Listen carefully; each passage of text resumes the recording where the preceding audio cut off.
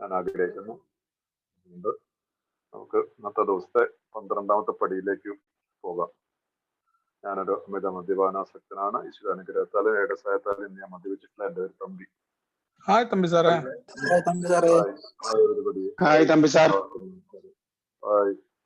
അപ്പൊ കഴിഞ്ഞ ദിവസങ്ങളിൽ നമ്മൾ 11ാമത്തെ പടിയിൽ വരെയാണ് എത്തിയത്. ബിഗ് ബുക്കിൽ 11th സ്റ്റെപ്പ് പ്രെയർ ഞാൻ പറഞ്ഞ് നിങ്ങളോട് മനസ്സിലാക്കി തന്നിരുന്നു. പലപ്പോഴും തെറ്റിദ്ധരിച്ചു പോകുന്നത് 11ാമത്തെ പടി പ്രെയറിനെ കുറിച്ചൊരു പലർക്കൊരു തെറ്റിദ്ധാരണ ഉണ്ടാവാറുണ്ട്. 12 പടികളും 12 പാരമ്പര്യങ്ങളിലും കാണുന്ന പ്രെയറാണ് 12ാമത്തെ പടി പ്രെയർ എന്നുള്ള ഒരു ധാരണ. പക്ഷെ അത് 12ാമത്തെ പടിയിലുള്ള ഒരു പ്രെയർ ആയിട്ട് ഞാൻ അതിനകത്ത് തെറ്റായിട്ടുണ്ട്. പക്ഷെ ഞാൻ ആ പ്രെയറിലേക്കും കൂടെ ഒന്ന് പോയിട്ട് നമുക്ക് 12ാമത്തെ പടിയിലേക്ക് വരാമെന്നാണ് ഉദ്ദേശിക്കുന്നത്. അപ്പൊ 11ാമത്തെ പടിയില് പ്രാർത്ഥനാ ധ്യാന എന്നിവയിൽ കൂടി ഞങ്ങൾ മനസ്സിലാക്കുന്ന തരത്തിലുള്ള ദൈവവുമായി സമ്പർക്കം ദൃഢമാക്കുകയും ഞങ്ങൾക്ക് വേണ്ടി ദൈവഹിതം എന്തെന്നറിയാനും അത് നടത്തി കിട്ടുവാൻ വേണ്ട ശക്തി തരുവാനും മാത്രം പ്രാർത്ഥിക്കുന്നു. എന്ന് പറഞ്ഞാൽ ഞങ്ങൾക്ക് വേണ്ടിയിട്ടുള്ള ദൈവഹിതം, ഗോഡ്സ് വിൽ, ദൈവഹിതം എന്താണ്, നമുക്കെന്നുള്ള ദൈവഹിതം എന്താണ്?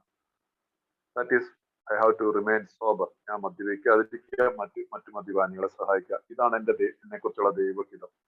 ഈ പ്രവർത്തികൾ ഞാൻ നടത്തുമ്പോൾ എൻ്റെ ജീവിതത്തിലുള്ള മറ്റുള്ള ഏരിയകളിലും അതിനനുസരിച്ചുള്ള കാര്യങ്ങൾ നടന്നോളും. അതുകൊണ്ട് ഇത് മാത്രം ചെയ്തുകൊണ്ട് വെറുതെ പ്രവർത്തനമായിട്ട് നടക്കണമെന്നല്ല അതിൻ്റെ അർത്ഥം.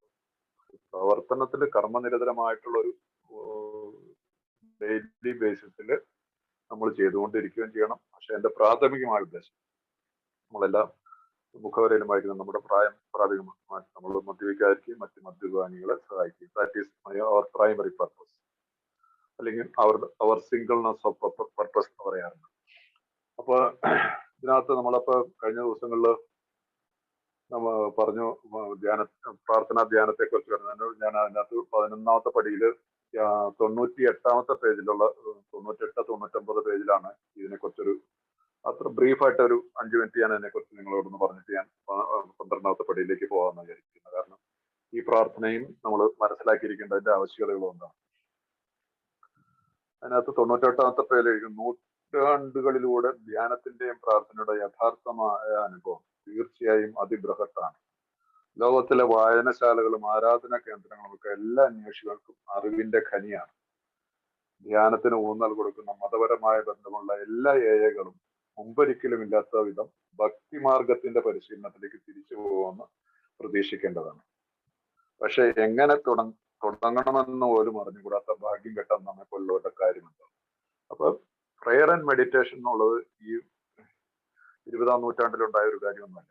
നൂറ്റാണ്ടുകളും മനുഷ്യനുണ്ടായ കാലം മുതൽ തന്നെ ഒരു വിശ്വാസത്തിൽ അധിഷ്ഠിതമായിട്ട് മനുഷ്യൻ ജീവിച്ചിരുന്നു. അതുകൊണ്ടാണ് ഇന്നും നമുക്കൊരു അത്ഭുതപ്പെടുത്തുന്നതല്ലേ നമ്മുടെ മുമ്പിലുള്ള, നമ്മുടെ ഇന്ത്യയിലാണ് ഏറ്റവും കൂടുതലുള്ള ശരിക്കും പറഞ്ഞിട്ടുള്ള ഈ ടെക്സ്റ്റുകൾ എഴുതപ്പെട്ടിട്ടുള്ളത്. നമുക്ക് ഒരു അഭിമാനത്തിനൊരു വകയാണ്. വേദങ്ങൾ, കടലാസില്ല, പ്രിന്റിംഗ് മെഷീൻ ഇല്ല. ആ കാലത്ത് ഉണ്ടായിട്ടുള്ള വേദങ്ങള് കണ്ടു കഴിഞ്ഞാൽ നമുക്ക് എത്ര ബൃഹത്തായിട്ടുള്ള ഗ്രന്ഥങ്ങളാണ് എഴുതി വെച്ചിരിക്കുന്നത്. ശങ്കരകൃതികള്, ശ്രീമദ് ഭാഗവതം പോലും ഒരു ചെറിയ സമ്പൂർണമായിട്ടുള്ള ടെക്സ്റ്റിന്റെ ഒരു ഭാഗം മാത്രമാണെന്ന് പറയുന്നത്. ശ്രീമദ് ഭാഗവതം തന്നെ എത്രയോ പേജുള്ള വലിയൊരു ബുക്കാണ്. അപ്പൊ അതൊക്കെ അറിവിന്റെ വെളിച്ചമുള്ള ഒരുപാട് ലൈബ്രറികൾ നമ്മുടെ ഈ ലോകത്തിലുണ്ട്. നമ്മൾ അതിന്റെ അർത്ഥം എന്താണ്? നമ്മളതിനെ ഉപയോഗിക്കണം. കഴിയുന്നിടത്തോളം ഏതെങ്കിലും ബുക്കുകളും ഈ പ്രെയർ ആൻഡ് മെഡിറ്റേഷൻ എന്നുള്ള ഇതിലുള്ള അവരവരുടെ ഇഷ്ടത്തിനുള്ള ഏത് മതത്തിലുമാണെങ്കിലും ഉപയോഗിക്കുക. അതിനെ അങ്ങനെ നമ്മൾ ഉപയോഗിച്ചു കഴിഞ്ഞാലാണ് നമുക്ക് ഇതിന്റെ പ്രാർത്ഥന ധ്യാനം, ഈ ധ്യാനാവസ്ഥ എന്നൊക്കെ പറയുന്നത് വളരെ ലളിതമായിട്ട് എടുക്കാൻ കണ്ടുകൂടാ. നമ്മൾ കണ്ണടച്ചിരുന്ന് ഇരിക്കുന്ന ആയിട്ടൊന്നും ധ്യാനം എന്ന് പറയാൻ പറ്റില്ല. അതിന്റെ അറിവ് നേടാനുണ്ട്. അതിന് റിപ്പീറ്റഡ് ആയിട്ടുള്ള പ്രാക്ടീസ് ആവശ്യമാണ്. അതിനായിട്ടൊരു സ്പോൺസറുടെ സഹായം, അല്ലെങ്കിൽ ഇനിയിപ്പോ സ്പിരിച്വൽ ആയിട്ടുള്ളതിന് പല സ്പിരിച്വൽ സ്പോൺസർ എടുക്കാറുണ്ട്, ഒരു മെന്റർ എന്നുള്ള രീതിയിൽ. ആത്മീയ യാത്രയിൽ കുറച്ചുകൂടെ ഒരു ഇരുത്തം വന്ന ഒരാളുടെ സഹായം, ഒരു മദ്യപാനി ആവണമെന്നില്ല, ഒരുപക്ഷെ ഒരു പുരോഹിതനാവാം, ഒരു സ്വാമിയാവാം, അല്ലെങ്കിൽ ഒരു ഗുരുവാവാം, ഒരു തുല്യനായിട്ടുള്ള ആളുകളാവാം. അങ്ങനെയുള്ള ആളുകൾ നമ്മുടെ ജീവിതം, നമ്മുടെ മനസ്സിലൊരു ആഗ്രഹം വെച്ച് കഴിഞ്ഞാൽ നമ്മൾ പറയത്തില്ല, once the student is ready the master will appear. നമ്മൾ ശിഷ്യൻ തയ്യാറാകുമ്പോൾ ഗുരു പ്രത്യക്ഷപ്പെടും എന്നാണ് പറയപ്പെടുന്നത്. എന്നതുപോലെ തന്നെ ഈ കാര്യത്തിൽ ഒരു ഒരു താല്പര്യം നമുക്കുണ്ടായിരുന്നു കഴിഞ്ഞാൽ തീർച്ചയായിട്ടും നമ്മുടെ റിക്കവറി നന്നായിട്ട് പോകും. അപ്പൊ മതപരമായുള്ള എല്ലാ ഏകളും മുമ്പൊരിക്കുന്ന എല്ലാവിധം ഭക്തി മാർഗത്തിന്റെ പരിശീലനം, ഭക്തി മാർഗം പുതിയൊരു ഏടാണ് നമ്മുടെ ജീവിതത്തിൽ വരുന്നത്. ഭക്തി മാർഗത്തിൽ കൂടി ഇങ്ങനെയുള്ള ജീവിതം ജീവിക്കണം. എങ്കിൽ മാത്രമാണ് നമുക്ക് ഈ പ്രാർത്ഥന ധ്യാനത്തിൽ കൂടി നമുക്ക് വളരാൻ പറ്റൂ. അപ്പൊ അതിന്റെ അടുത്ത പാരഗ്രാഫ് എന്തായാലും നമുക്ക് ഇങ്ങനെ തുടങ്ങാം. ആദ്യം സത്യമായി മികച്ച ഒരു പ്രാർത്ഥന നമുക്ക് എടുത്തു നോക്കാം. നമുക്ക് അധികം അന്വേഷിക്കേണ്ടി വരില്ല. എല്ലാ മതങ്ങളിലെയും മഹാന്മാരായ സ്ത്രീകളും പുരുഷന്മാരും നമുക്ക് ധാരാളം ഉദാഹരണങ്ങൾ നൽകിയിട്ടുണ്ട്. അവ ഇവിടെ കാലാധിപത്യായ ഒരെണ്ണം നമുക്ക് എടുത്തു. ഒരു പ്രയർ, ഒരുപാട് പ്രയറുകൾ നമുക്ക് ഈ ഭാരത സംസ്കാരത്തിൽ തന്നെ ഉണ്ട്. സ്വാമി വിവേകാനന്ദന്റെ ഉണ്ട്, രാമകൃഷ്ണ പരമഹംസന്റെ, രമണ മഹർഷി ഈ നൂറ്റാണ്ടിൽ ജീവിച്ച ആളാണ് രമണ മഹർഷി. അങ്ങനെ എത്രയോ, ചിന്മയാനന്ദ സ്വാമി, നമ്മുടെ ക്രിസ്ത്യൻ ഇതിൽ നോക്കി കഴിഞ്ഞാൽ ഈ അടുത്ത കാലത്ത് ഉണ്ടായിട്ടുള്ള നമ്മുടെ ചവറാച്ചൻ, അൽഫോൻസാമ്മ, എവുപ്രാസിയമ്മ, ഇസ്ലാമില് ഒരുപാട് അത്ഭുതങ്ങൾ ഒരുപാടുള്ള ടെക്സ്റ്റുകൾ ഇസ്ലാമിൽ എഴുതിയിട്ടുണ്ട്. ഒരാരും തീവ്രവാദികളൊന്നുമല്ല. തീർച്ചയായും പ്രാർത്ഥന, ധ്യാനം എന്നതിനെ കുറിച്ച് ധാരാളം ടെക്സ്റ്റുകൾ എഴുതിയിട്ടുണ്ട്. അതിലൊക്കെ നമ്മൾ എവിടെയെങ്കിലുമൊക്കെ ഒന്ന് എത്തി നോക്കി അതിനൊക്കെ ഒന്ന് തൊട്ട് തലോടി പോകുന്നു തീർച്ചയായിട്ടും പ്രയോജനപ്രദമായി. അതിനകത്ത് ഒരു പ്രയറിനെ കുറിച്ച് പറഞ്ഞു. ഇപ്പോൾ കുറേയേറെ നൂറ്റാണ്ടുകളായി 99-ാമത്തെ പേജില് വിശുദ്ധൻ എന്ന് വിശേഷിക്കപ്പെടുന്ന ഒരാള് ഇതിന്റെ എഴുത്തുകാരൻ. ഈ വസ്തുകാരന് നമ്മൾ ഒരു ചായവോ ഭയമോ പ്രകടിപ്പിക്കേണ്ടതില്ല. എന്തുകൊണ്ടെന്നാൽ അയാൾ ഒരു മദ്യപാനി അല്ലെങ്കിലും നമ്മെ പോലെ വൈകാരികമായ പിരിമുറുക്കത്തിലൂടെ കടന്നുപോയിട്ടുണ്ട്. വേദനാജനകമായ അനുഭവത്തിന്റെ അങ്ങേ വശത്തൂടെ അദ്ദേഹം പുറത്തു വന്നപ്പോൾ അപ്പോൾ തനിക്ക് കാണാൻ അനുഭവിക്കാൻ കഴിഞ്ഞതിന്റെ ഈ ഫലം എന്തായി തീരണമെന്ന് തന്റെ ആഗ്രഹത്തിന്റെയും പ്രകടനം ഈ പ്രാർത്ഥനയായിരുന്നു. ആ വിശുദ്ധൻ എന്നുള്ളത് ഒരു സെയിന്റ് കത്തോലിക്ക സഭ കൊടുത്തിരിക്കുന്നതാണ്, ഫ്രാൻസിസ് ഓഫ് അസീസി. അദ്ദേഹത്തിന്റെയാണ് ഈ പ്രയർ. അദ്ദേഹത്തിന്റെ പേര് ഇവിടെ പറഞ്ഞിട്ടില്ല, പക്ഷെ എല്ലാവർക്കും അറിയാം. സെയിന്റ് ഫ്രാൻസിസ് ഓഫ് അസീസിയുടെ പ്രാർത്ഥനയാണ്, സമാധാനത്തിന്റെ പ്രാർത്ഥന എന്നൊക്കെ ഞാൻ പറയാറുണ്ട്. അപ്പൊ സെന്റ് ഫ്രാൻസിസ് ഓഫ് അസീസി ഒരു മദ്യപാനി ഒന്നും ആയിരുന്നില്ല. പക്ഷെ അദ്ദേഹത്തിന്റെ ജീവിതം ഒരു ട്രാൻസ്ഫോർമേഷനിൽ കൂടി അദ്ദേഹം വിശുദ്ധനായി മാറിയ ഒരാളാണ്. ഏറ്റവും അതിനകത്ത് പുള്ളി ശീലിച്ചു വന്നത് ദാരിദ്ര്യമാണ്, പോവർട്ടി. ഏറ്റവും പാവപ്പെട്ടവനെ പോലെ ജീവിച്ചിരുന്നു, നിഷ്പാതകനായിട്ട്, ചെരുപ്പിടാതൊന്നും. അദ്ദേഹത്തിന്റെ പിൻഗാമികളാണ് ഈ കപ്പൂച്ചൻ അച്ഛന്മാരെ നമുക്ക് അറിയാം, കാപ്പിപ്പൊടി അച്ഛന്മാരെന്നൊക്കെ പറയാറില്ലേ, കപ്പൂച്ചൻസ്. ഒരു ചെരുപ്പ്, ശരിക്കുള്ള കപ്പൂച്ചൻസ് ചെരുപ്പൊന്നും നടത്തില്ല. അവിടെ ലിമിറ്റഡ് ആയിട്ടുള്ള ആഹാരം മാത്രം കഴിക്കും. ഒരു പ്രാർത്ഥനയിലും ധ്യാനത്തിലും ജീവിക്കുന്ന ഒരു സമൂഹമാണ് അവരുടെ. അദ്ദേഹത്തിന്റെ പ്രാർത്ഥനയാണ്, ദൈവമേ അങ്ങയുടെ സമാധാനത്തിന്റെ മാർഗമായി എന്നെ മാറ്റണം. വളരെ ലളിതമായിട്ടുള്ള ഭാഷയാണ്. ഇതിനകത്ത് ഒരു വിശദീകരണത്തിന്റെ ഒരു ആവശ്യമില്ല, വായിച്ചു പോകുന്നു. വിദ്വേഷമുള്ളിടത്ത് ഞാൻ സ്നേഹമാകാനാകട്ടെ, വിദ്വേഷമുള്ളിടത്ത് ഞാൻ സ്നേഹമാണ്. നമ്മുടെ 4-ാമത്തെ പടിയിൽ നിന്നുള്ള ഒരു റിസൾട്ടാണ്. വിദ്വേഷത്തിനെ കുറിച്ച് നമ്മുടെ മനസ്സിൽ നിന്ന് വിദ്വേഷം മാറ്റിയിട്ട് ഇവിടെ ഞാൻ സ്നേഹവാഹകനാകട്ടെ, തെറ്റുള്ളിടത്ത് മാപ്പിന്റെ വാഹകനാകട്ടെ, ഭിന്നതകളിടത്ത് ഞാൻ ഐക്യത്തിന്റെ വാഹകനാകട്ടെ, തെറ്റിദ്ധാരണ ഉള്ളിടത്ത് ഞാൻ സത്യത്തിന്റെ വാഹകനാകട്ടെ, സന്ദേഹമുള്ളിടത്ത് ഞാൻ വിശ്വാസത്തിന്റെ വാഹകനാകട്ടെ, നിരാശയുള്ളിടത്ത് ഞാൻ പ്രകാശത്തിന്റെ വാഹകനാകട്ടെ, നിഴലുകളുള്ളിടത്ത് ഞാൻ പ്രകാശത്തിന്റെ വാഹകനാകട്ടെ, ദുഃഖമുള്ളിടത്ത് ഞാൻ സന്തോഷവാഹകനാകട്ടെ.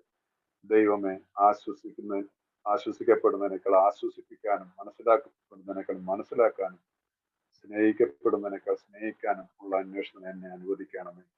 എന്തുകൊണ്ടെന്നാൽ സ്വയം മറക്കുന്നതിലെയാണ് ഒരുവൻ കണ്ടെത്തുന്നത്, ക്ഷമിക്കുന്നതിലെയാണ് ഒരുവൻ ക്ഷമിക്കപ്പെടുന്നത്, മരണത്തിലൂടെയാണ് ഒരുവൻ ശാശ്വത ജീവിതത്തിലേക്ക് കൊണ്ടുവരുന്നത്. അതങ്ങനെ തന്നെയായിരിക്കും. എത്ര ഗംഭീരമായിട്ടുള്ളൊരു പ്രാർത്ഥന. നമ്മുടെ 12 പടി പ്രോഗ്രാമായിട്ട് ഒരുപാട് അതിന്റെ ഒരു റിഫ്ലക്ഷൻ ഈ പ്രയറിലുണ്ട്.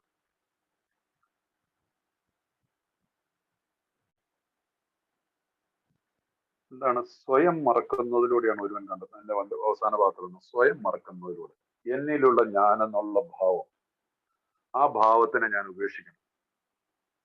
നമ്മുടെ ഭാഷയിലുള്ള ഒരു വ്യാഖ്യാനം ഞാൻ കേട്ടതിൽ നിങ്ങളോട് പങ്കുവെക്കുന്നതാണ്.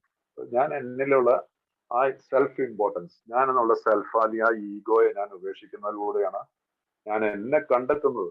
എന്റെ യഥാർത്ഥമായിട്ടുള്ള രൂപം കണ്ടെത്തണമെങ്കിൽ ഞാൻ ഈ കാണിച്ചുകൊണ്ടിരിക്കുന്ന അഹം അല്ലെങ്കിൽ ഈഗോയെ ആ ഈഗോയുടെ മുഖംമൂടി ഞാൻ പൊളിച്ചു കളഞ്ഞാലാണ് എന്റെ ശരിയായിട്ടുള്ള രൂപം എനിക്ക് കണ്ടെത്തുന്നത്.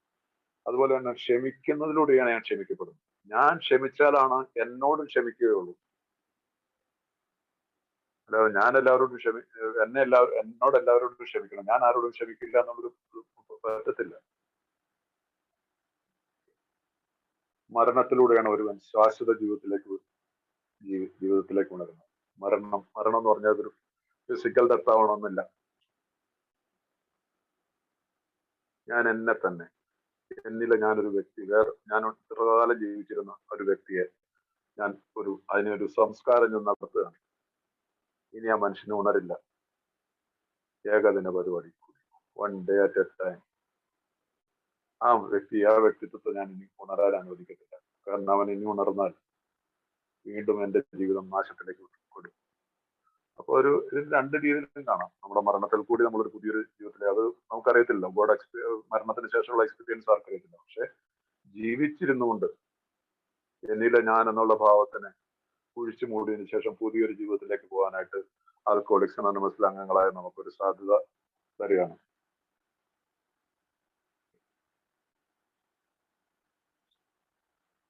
ഒരു വാക്കൂടെ വാചിട്ട് അതിന്റെ അടുത്ത പാരഗ്രാഫിൽ, ധ്യാനത്തിലെ പ്രാരംഭക്കാർ എന്നുള്ള ഈ പ്രാർത്ഥന പല പ്രാവശ്യം വളരെ സാവധാനത്തിൽ ഓരോ വാക്കും ആസ്വദിച്ചുകൊണ്ട് നമ്മൾ പുനർവായന നടത്തുകയും ഓരോ ആശയത്തിന്റെയും പ്രയോഗത്തിന്റെയും അഗാധമായ അർത്ഥം മനസ്സിലാക്കാൻ ശ്രമിക്കുകയാണ്.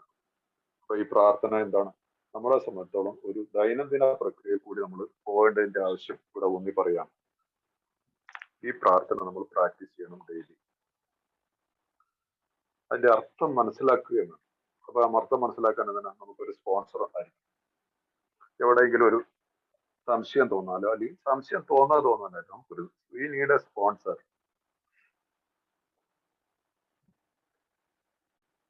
അങ്ങനെ ഒരു സ്റ്റേ കണക്റ്റഡ്, നമ്മൾ കുശലം പറയാനായിട്ടുള്ള ഒരു സുഹൃത്ത് ബന്ധമല്ല നമ്മളിവിടെ ഉണ്ടാക്കുന്നത്.